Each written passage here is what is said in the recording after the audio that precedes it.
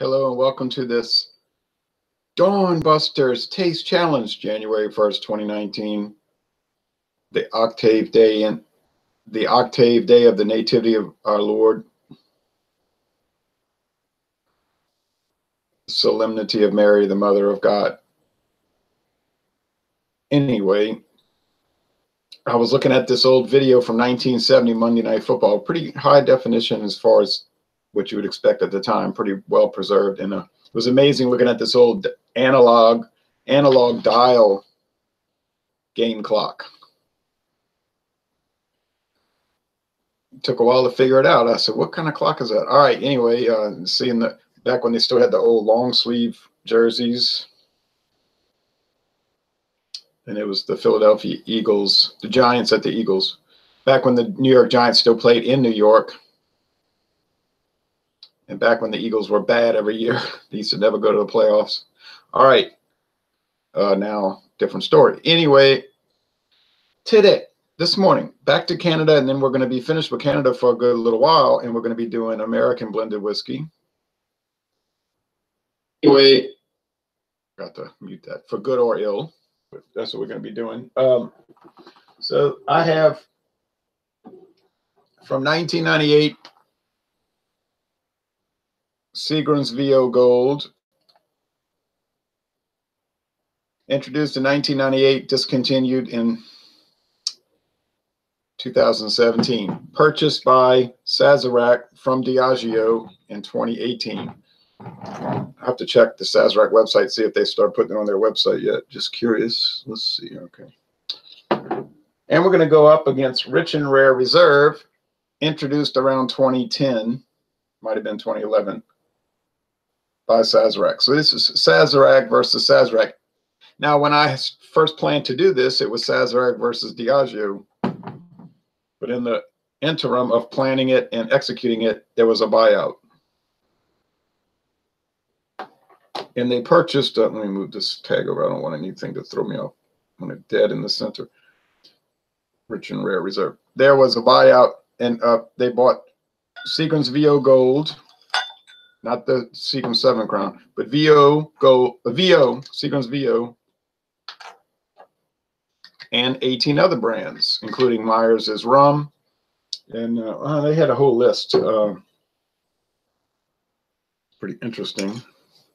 I'm wondering if Sazerac would bring back the Seagrams VO Gold, if they might see some potential in it. I really don't know. I think it would be a smart decision. Oh, forgot to pour the VO Gold. Now, the VO Gold is twice the price, okay? I still see it at stores because they had such a backstock. Anyway, it's aged 8 years. So when they discontinued it last year, they may have had some they just put in the barrel. So it could be on the market until 2025. And maybe it'll be on the market after that if Sazerac keeps it going. But anyway, aged 8 years. That's the youngest whiskey in the VO Gold. The Rich and Rare Reserve has no age statement, so I don't know what to tell you on that. Josh B, wish the best for you and the fam this year. Same back to you, Josh. I think that's a California thing that people say, the fam. I hear them saying that. I'm with the fam. I never hear people around here saying that. I think I've only heard that from California people, the fam. Louis Guzman. What's up, Ron? Happy New Year. I have brown sugar. Great choice. I did a video. I posted a video for that yesterday. God bless everyone. Make America great again. Okay, Louis. Josh says, bless you back, man. All right, so the appearance. We sip a little bit of this down to get it even.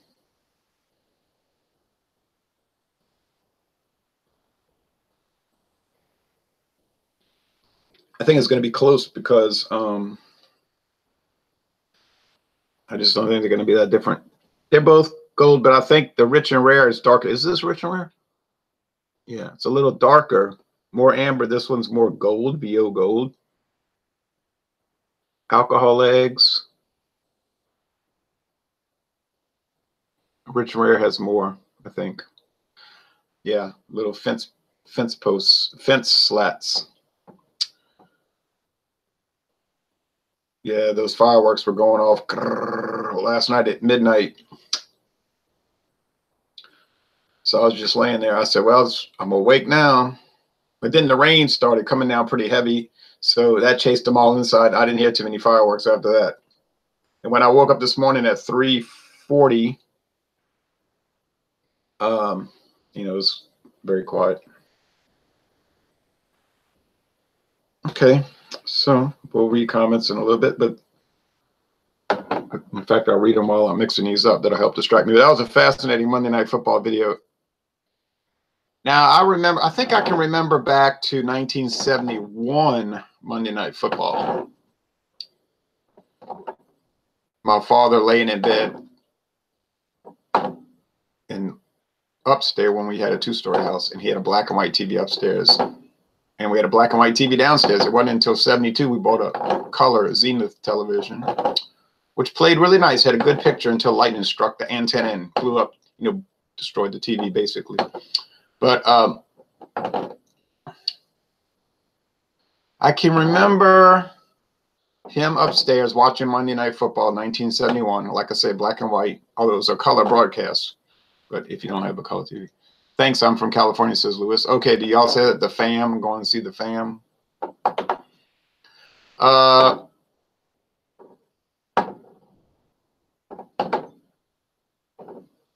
I know Holly's happy hour. She'll say little expressions that I say to myself. Nobody but California people say that.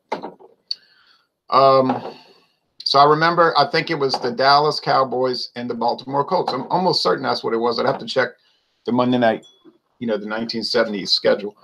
But I'm pretty sure that's who it was. And I was 3 years old, so I wasn't really paying attention to the game. I just remember that was the two teams, Dallas Cowboys, Baltimore Colts. It might have been a rematch from the Super Bowl the year before. Remember, 1970 Super Bowl, the Colts beat the Cowboys 13-10 on a, or no, was it 16-13 on the last second field goal, I do believe. Last second field goal. But I can remember they were showing the replays, and the screen would go like that, and then open up with a replay. It was sort of like kind of very, very early computer graphics, so to speak, type thing. And I think 1971 was actually the first year that they had instant replay on television. And they wanted to really play that up. Look, we can show the play again in slow motion. I believe that was correct. I'm a Raider fan, freaking depressing. Yeah, Raiders fans have been treated worse than any other fan in pro sports, I do believe, because they were very loyal to the Raiders.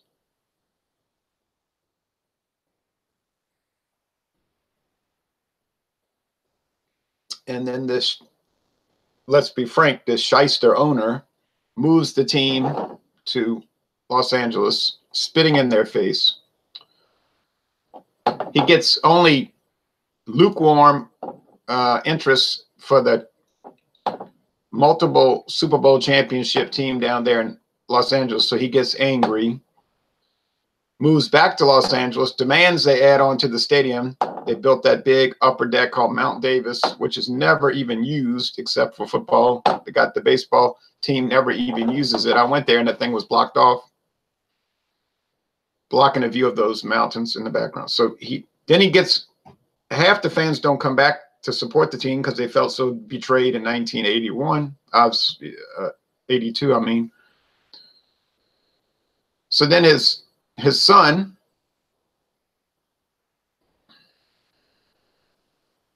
who is like the father, obviously, decides, well, we're leaving to go to Las Vegas. So these are people that are ruthless, and why anybody would support that team, I can't imagine. I can't see why they would be one fan who would support that team. If I was in Los Angeles, I sure wouldn't support them. I might go to a game just for curiosity to go see other teams, but I would have no interest in the Raiders. I would never wear Raiders gear if I was in Los Angeles. I mean, Las Vegas. Sorry, Las Vegas. If I lived in Las Vegas, I would have Las Vegas, University of Nevada at Las Vegas gear. I would go to University of Nevada at Las Vegas football games, an actual hometown team, a hometown team that's never going to leave. Good morning for Rich and Rare. Good morning for Rich and Rare, says Sam. Hey, Sam. Thank you for watching. All right, so that's my commentary on the wretched Raiders American Football League, then National Football League team. But we can blame the United States government in a way for this. You say, how? Is it me or are there audio issues? Let's check on that, Craig. Let me do the playback. United States government in a way for this. You say, how? Is it me or are there audio? No, it must be you because it's as clear as a bell here. From my playback, it sounds fine. Sounds fine. All right. I mean, it might be echo or whatever because this is not exactly a professional grade camera and microphone, but it doesn't need to be for something like this.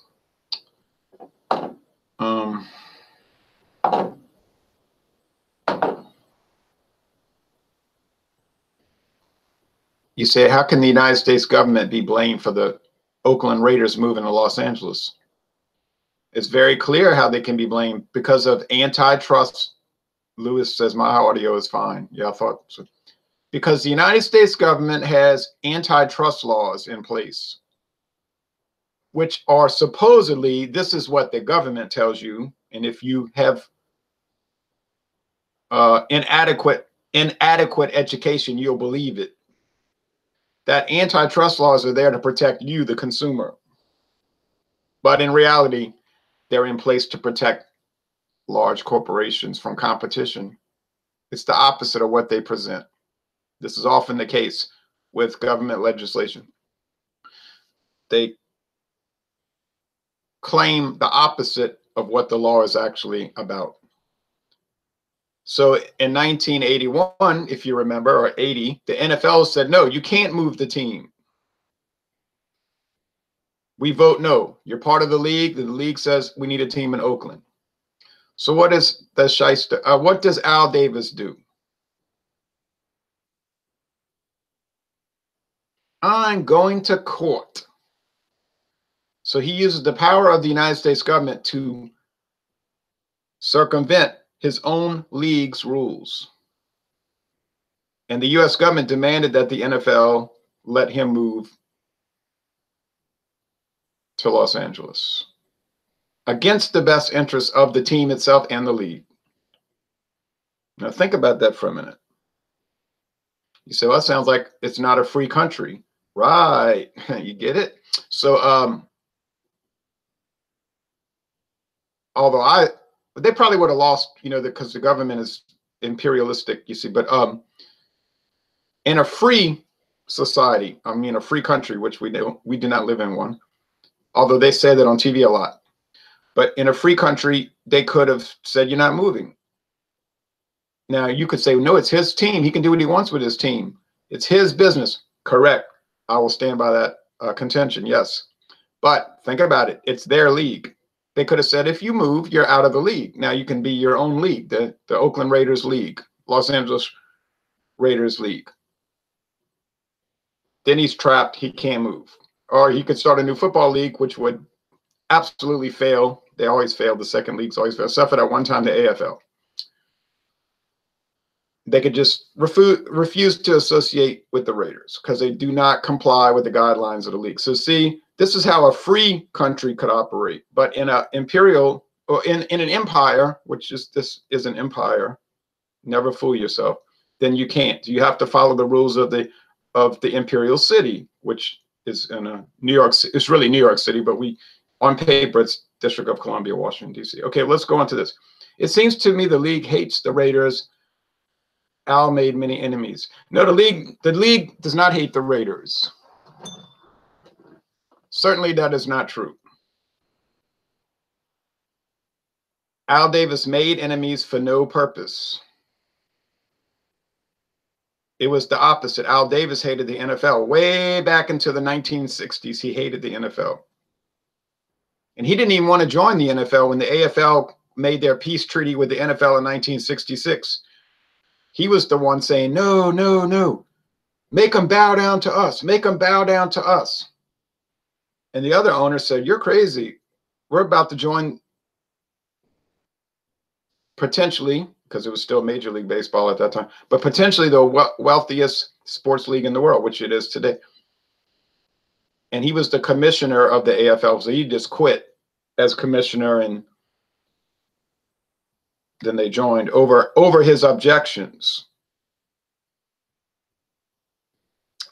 And he actually was not a majority owner of that team until 2005 when he bought out the other owners. He was a minority owner. He didn't have enough money to buy a team outright, but he slowly bought the stock from the other owners. So imagine a man who didn't even have a majority ownership of his own team bringing the Raiders down the sewer pipe. All right, well, let's go on with this. It's a fascinating story. I could talk about that all day. All right. I mean, hell, you can't even buy these. Look at these liquor buyouts. Beer companies, wine, liquor. They can't even have buyouts without government permission. You see, well, it sounds like the Roman Empire. It's very similar to the Roman Empire, except the Roman Empire was not able to project their power around the whole world. You know, they didn't have the Roman Empire didn't have its navy patrolling the Chinese coast like this outfit we're dealing with here. Okay.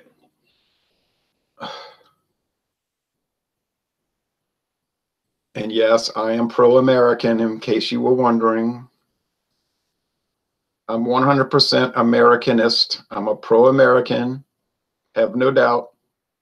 But you can be a pro-American and an anti-imperialist at the same time. A lot of people can't grasp those concepts.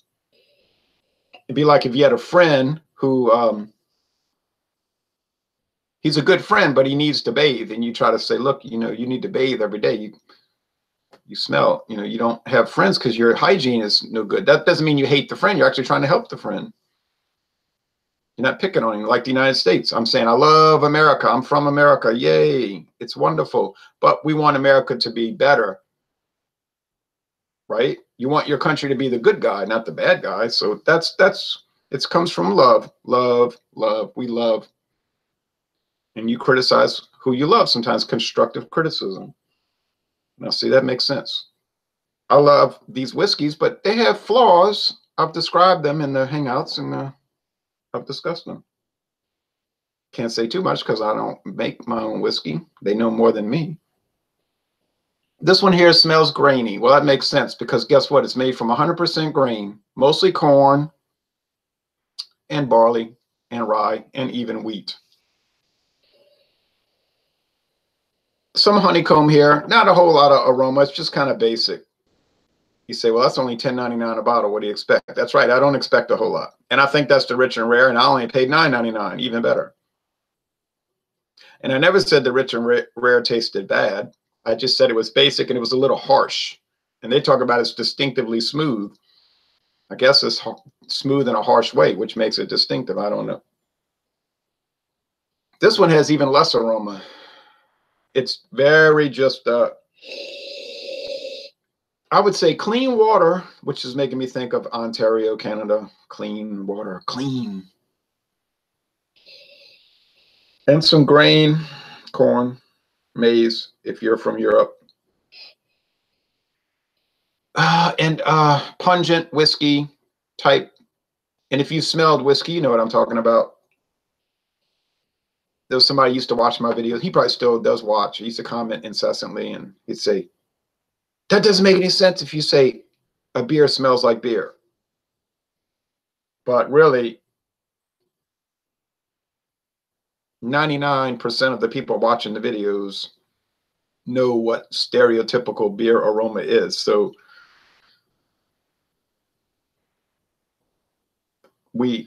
people did know what I was talking about.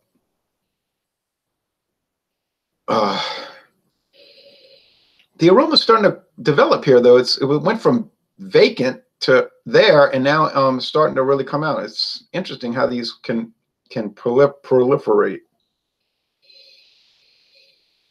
But I think initially that is the Seagrams VO Gold. And I think this is the Rich and Rare Reserve, which has more of that butterscotch rum cake, and it's very faint. Please don't think that that's the predominant aroma, because it really is not. It's really grain. Most of these is grain. Both of these is grain alcohol is the aroma. The majority aroma, let's call it. Now the taste.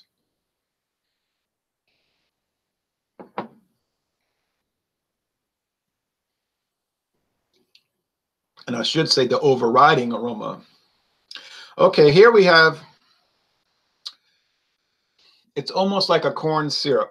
Like if you went to buy K-Row, the light K-Row, people use that for baking, K-Row syrup. Syrup, how you say that? Syrup. I hear people saying it both ways. I don't know the answer. But overall, it's just grain neutral spirits over here. It's just like what you would call moonshine, right? Corn that's distilled to a pure, odorless, colorless liquor base.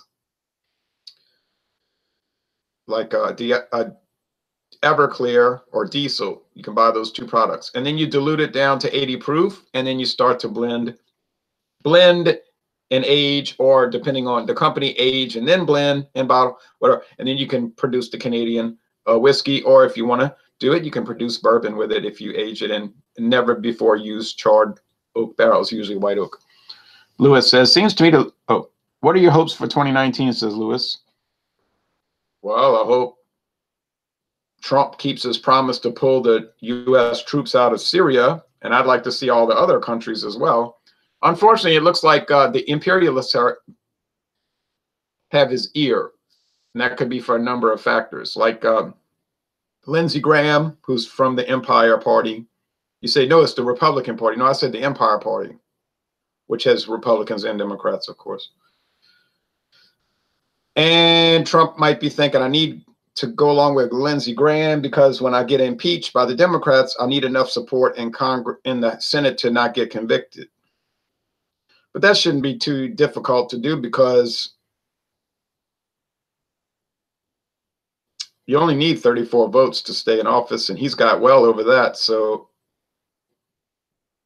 I don't know why he would bow down to the Praetorian Guard, you know, the Lindsey Graham Praetorian Guard. But Trump should have done a fait accompli. Instead of just saying, I'm pulling the troops out in the next few weeks, he should have just started pulling them out. Because now they're saying, oh, it could be delayed, you see. So,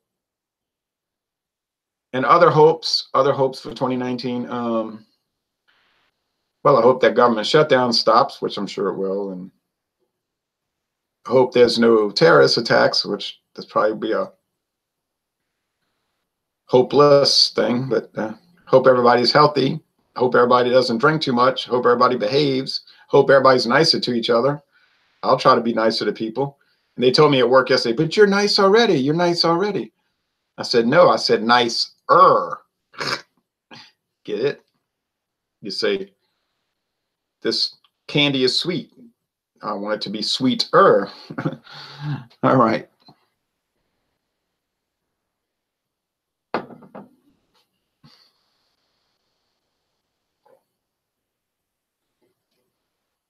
It's pleasant. I guess this is pleasant, but it's still sharp grain alcohol.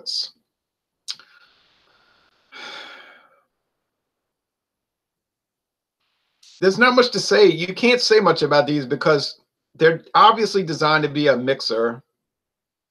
I don't know why people would sit and sip this stuff. It's a little rough. But some of these things are so smooth, they have no character. You know how that goes.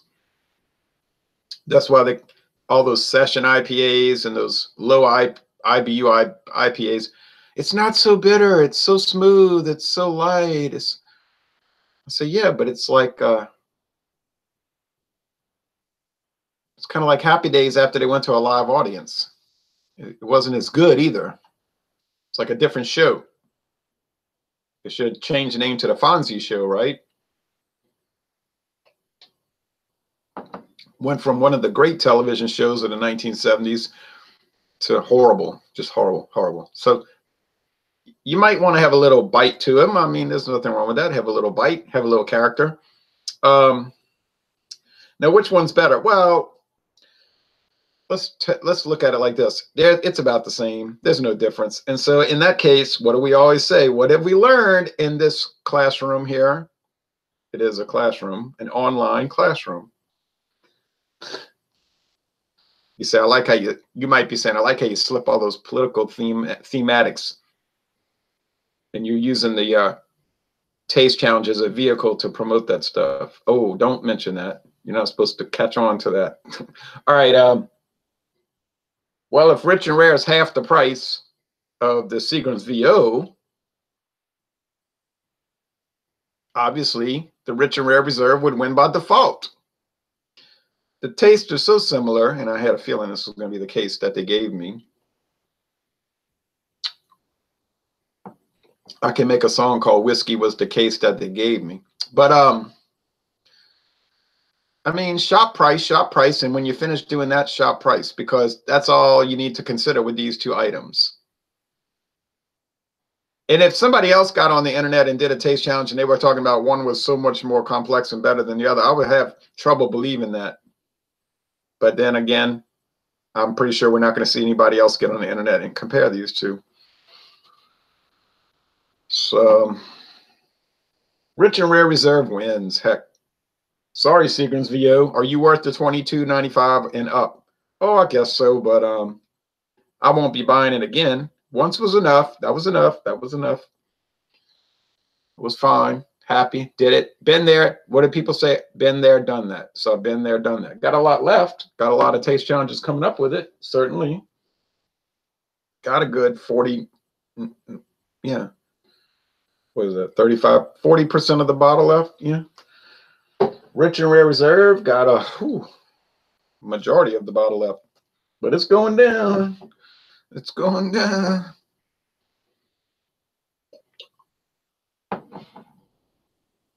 I hope all the troops come home. Me too, but that's sort of like a dream. That'd be like Rush. Now I lay me down in dreamland. We hope for the end of empire. That's been going on for 79 years. What was the best movie you saw in 2018? Honestly, I didn't watch a movie in 2018. I never go to the movies. I don't like movies. Movies, they're too long, and they're usually not very good, in my opinion. And I just don't watch them. I did watch Taxi Driver on the internet. Somebody had it, you know, the whole movie. You could watch these movies from 1976, 43 years ago. But it was very interesting. Terrible. Typical Martin Scorsese hyper-violence. He's got a real fixation on violence. It makes you wonder what he does in his personal life to get a kick. You know what I mean? What do these Hollywood people do for fun? Makes you wonder, right? Some of that's starting to leak out, right? What kind of artwork does he have in his house, right? Because they get like a turn on for violence. I don't know, but I think if you went to a lot of these Hollywood director and producers' homes and looked at their artwork, it would be very similar to the Castavets artwork. Remember Rosemary's Baby? That was sort of and that was an interesting movie in a way, because it was like they were saying, it was almost like an allegory. The movie was an allegory, I think. A veiled expose of Hollywood. I think the movie was saying, really, this is what Hollywood is really about. Not this fantasy of the devil made the woman have a baby. That's, you know, that's silliness, but that's comic book theme. But they say this is what Hollywood is about. And the people in Hollywood run from it, and they try to get away, and they want to just do legitimate things, and they can't get away because they're all in on it. So that was a very good allegory. And then The Exorcist might have been an expansion of that, I think. But anyway, you wonder what these people have in their homes, the kind of artwork they would have. And I think if you went to like a Scorsese home or whatever, and these actors, you would see that kind of artwork. They're very, yes. We talk about the Star Wars and the dark side, but I think most of them are following that. And that's another reason I don't watch those movies. I don't like, and the comedies are horrible. It's sewage, you know. They were showing Communist News Network. CNN was showing the 2018, and then there was that show, The Big Bang Theory. So I was looking at some clips from it. I think I only watched one episode my whole life. I said, I can't. I was watching it, and I said to myself, how can people enjoy this glib humor?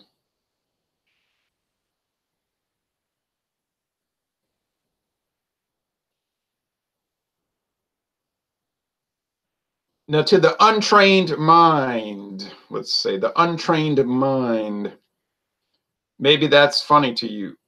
But if you have a trained mind and you've been, like I talked about in a previous video, inoculated against the virus, so to speak, then you say, oh, I can't deal with this glib humor. You see, you can't, it's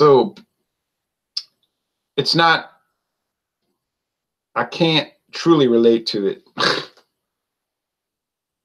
because it's not funny. Lewis says CNN equals fake news. One good thing about CNN,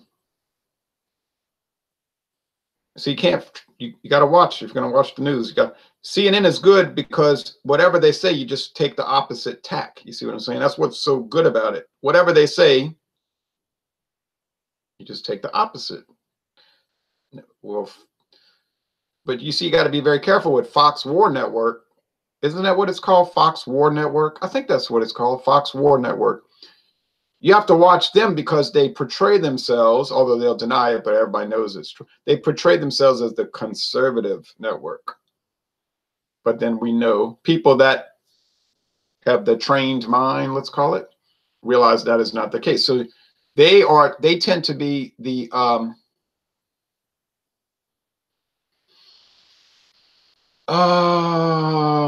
loyal opposition, the controlled opposition.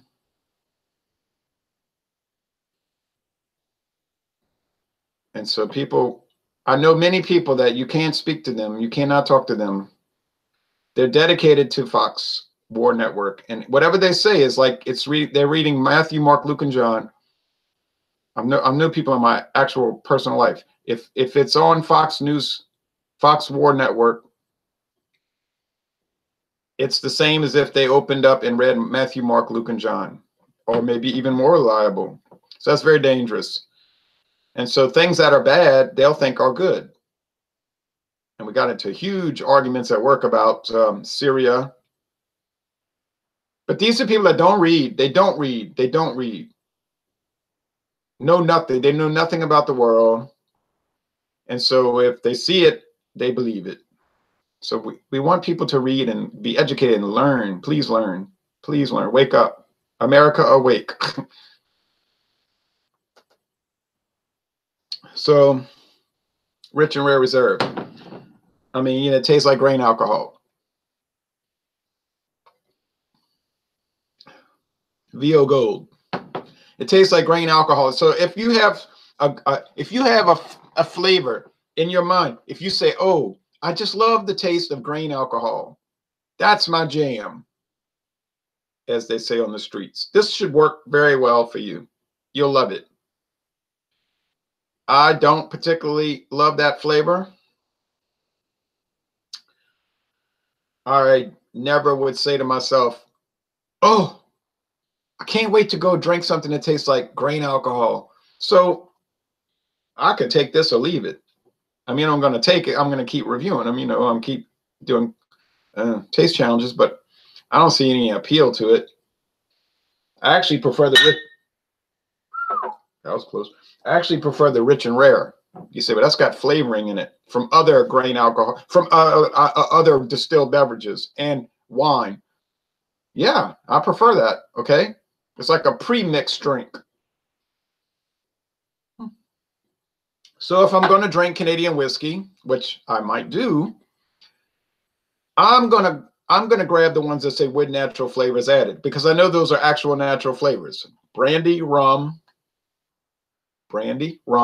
bourbon from the United States, and various wine, aged wine, and probably very strong wine. That appeals to me. Now, if you prefer the straight grain alcohol, that's fine. Should people drink what they want to drink? Yes. I think that's a lesson we can learn in 2019. People should drink whatever they want to drink. At the end of last year, I was telling people, try this beer, try that beer. Hey, try this beer. Hey, try that beer. And they were saying to me, no, I'd rather drink Michelob Ultra. Now, if you're a beer snob, you'd say those people are stupid. Why would they rather drink Michelob Ultra over a brown sugar from Lagunitas? Well, I don't know why, but that's what they want. It doesn't make them a lesser person if that's what they want to drink. Okay, so people need to get off that fixation of the quality of a person is based on the beer they choose to drink. I've made some enemies talking about that. I hope Antifa goes away. Bunch of punks and bullies, says Lewis. Well, I mean, we've been dealing with communism, Lewis, since at least May 14th, 1789. Okay, so that's a long time ago. May 14th. I'm sorry, what am I saying? May 14th. July 14th, excuse me. Sorry about that. That's the whiskey. Don't blame me. We've been dealing with communism since July 14th, 1789, right? So Antifa is just a part of the international communist movement. So don't think that it's going to go away tomorrow morning.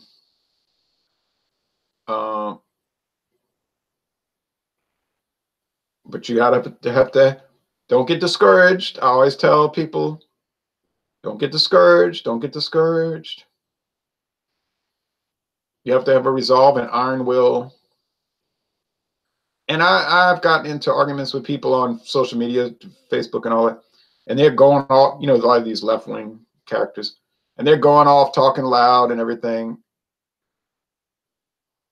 But I always throw them off. You know, they get a little confused because I say, don't you understand? I'm not angry at all. You're the one who's angry. I said, we're going to win. So why should I be angry? We're going to win. And I always tell them there's a day coming. There is a day coming. So you want to keep that in your cognitive reality. So we're very confident. We're very confident. Good will win out. Evil does not triumph.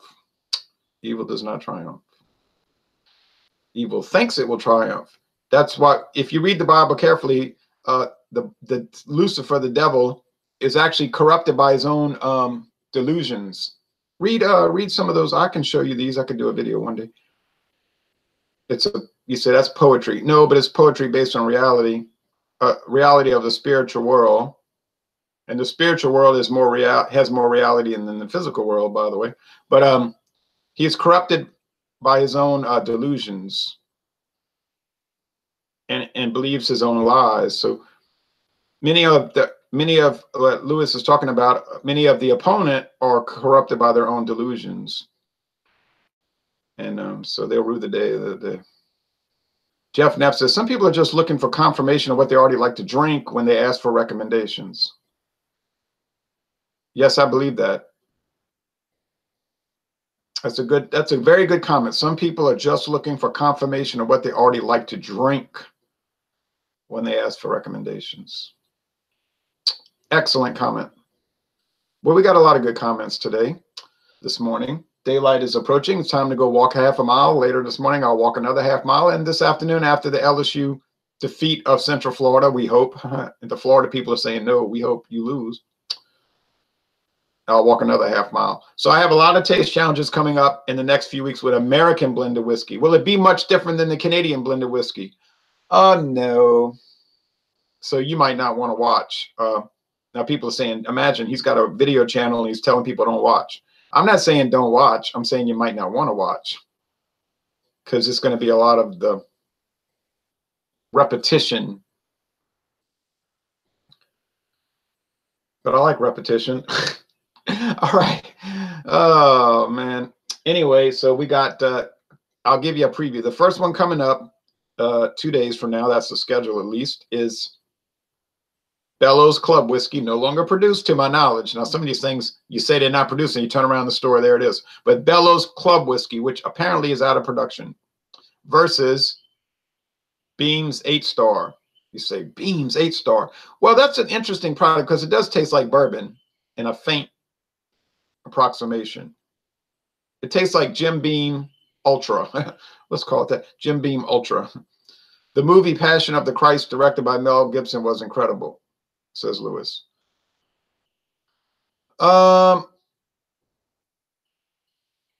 Yeah, I could take issue with a lot of that. I could take issue with some of that movie, though, honestly.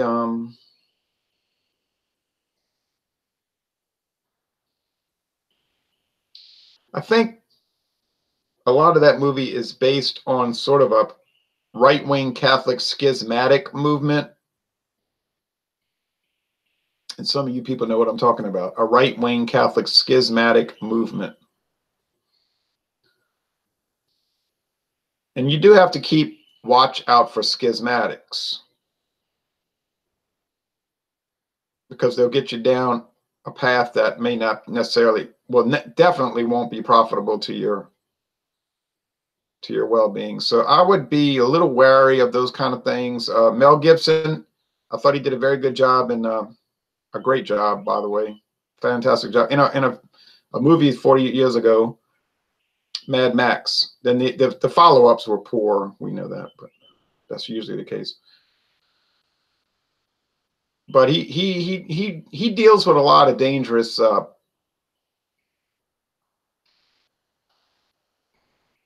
lot of dangerous alchemy, let's call it. And that's alchemy I'm not trying to deal with. I'm not trying to turn base metal into gold in my case. Thanks for watching this video production.